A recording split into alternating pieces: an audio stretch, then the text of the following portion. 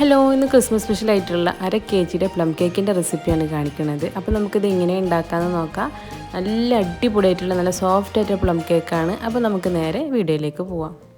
ആദ്യം തന്നെ നമുക്ക് കുറച്ച് ഡ്രൈ ഫ്രൂട്ട്സ് ഒക്കെ ഒന്ന് സോക്ക് ചെയ്ത് വെക്കണം. അതിനായിട്ടൊരു പാത്രത്തിലേക്ക് 1/2 കപ്പ് ഓറഞ്ച് ജ്യൂസ് ഒഴിച്ച് കൊടുക്കുന്നുണ്ട്. ഇതിലേക്ക് ഒരു 1/2 കപ്പ് ടൂട്ടി ഫ്രൂട്ടിയും പിന്നെ അതിൻ്റെ കൂടെ തന്നെ കുറച്ച് ഡ്രൈഡ് ആയിട്ടുള്ള കറുത്ത മുന്തിരിയും കൂടെ ഇട്ട് കൊടുത്തിട്ടുണ്ട്. ഇത് നന്നായിട്ടൊന്ന് മിക്സ് ചെയ്തിട്ട് ഒരു 6 മണിക്കൂർ ഒന്ന് റെസ്റ്റ് ചെയ്യാനായിട്ട് നമുക്ക് മാറ്റി വെക്കാം.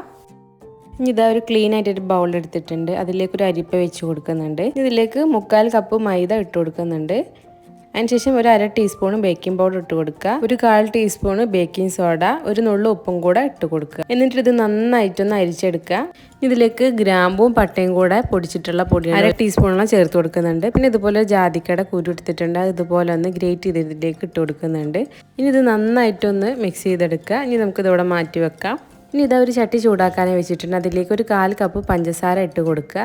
എന്നിട്ട് ഇത് നന്നായിട്ടൊന്ന് മെൽറ്റ് ചെയ്തെടുക്കണം. അതിന് വേണ്ടിയിട്ട് ഇതുപോലെ ഒന്ന് പരത്തി കൊടുത്തതിന് ശേഷം അത് ലോ ഫ്ലെയിമിലിട്ട് ഇത് കണ്ട് മെൽറ്റായിട്ട് കുറച്ച് ഡാർക്ക് കളറാണ് സമയത്ത് ഇതിലേക്ക് ഒരു 1/4 കപ്പ് വെള്ളം കൂടെ ഒഴിച്ച് കൊടുക്കുന്നുണ്ട്. എന്നിട്ട് ഇത് നന്നായിട്ടൊന്ന് കുറുക്കിയെടുക്കുക.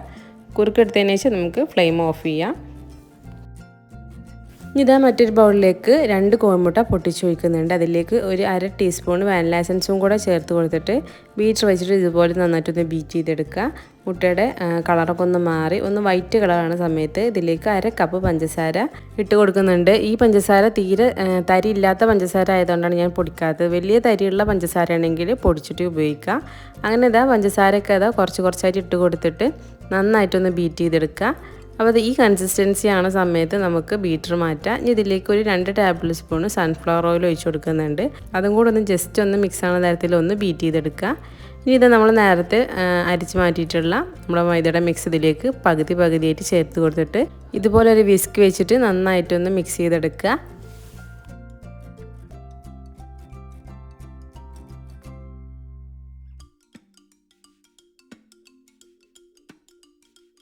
ഇതിലേക്ക് നമ്മൾ നേരത്തെ മെൽറ്റാക്കി വെച്ചിട്ടുള്ള പഞ്ചസാരയുടെ മിക്സ് ഇതിലേക്ക് ഒഴിച്ച് കൊടുക്കുന്നുണ്ട്. അത് നന്നായിട്ട് ചൂടാറിയതിന് ശേഷം മാത്രമേ ഇതിലേക്ക് ഒഴിച്ച് കൊടുക്കാൻ പാടുള്ളൂ.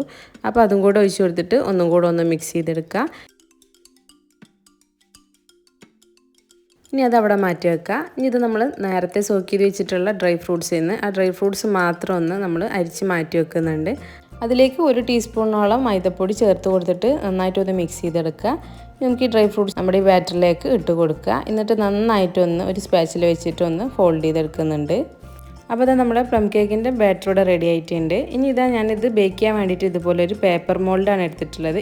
ഇത് 6 ഇഞ്ചിൻ്റെ പേപ്പർ മോൾഡാണ് ഞാൻ എടുത്തിട്ടുള്ളത്. ഇതിലേക്ക് നമുക്ക് ബാറ്റർ ഒഴിച്ച് കൊടുക്കാം. ഇത് അതിൻ്റെ ഉള്ളിലത്തെ എയർ ബബിൾസ് ഒക്കെ ഒന്ന് പോയി കിട്ടാൻ വേണ്ടിയിട്ട് ഇതുപോലെ ഒന്ന് തട്ടി കൊടുക്കുന്നുണ്ട്. അതിന് മുന്നായിട്ട് ഇത് ഒരു അടികട്ടിയുള്ള പാത്രം ഞാൻ ഒരു 10 മിനിറ്റ് ഒന്ന് പ്രീ ഹീറ്റ് ചെയ്ത് വെച്ചിട്ടുണ്ടായിരുന്നു. അതിലേക്ക് ഇത് ഇറക്കി വെച്ച് കൊടുക്കുക. അപ്പോൾ ഇതാ ഒരു 30 മിനിറ്റിന് ശേഷം നമ്മൾ പ്ലം കേക്ക് ഇവിടെ നന്നായിട്ട് ബേക്കായിട്ട് കിട്ടിയിട്ടുണ്ട്. ഇത് ചൂടാറാനായിട്ട് നമുക്കത് പുറത്തേക്ക് മാറ്റി വെക്കാം.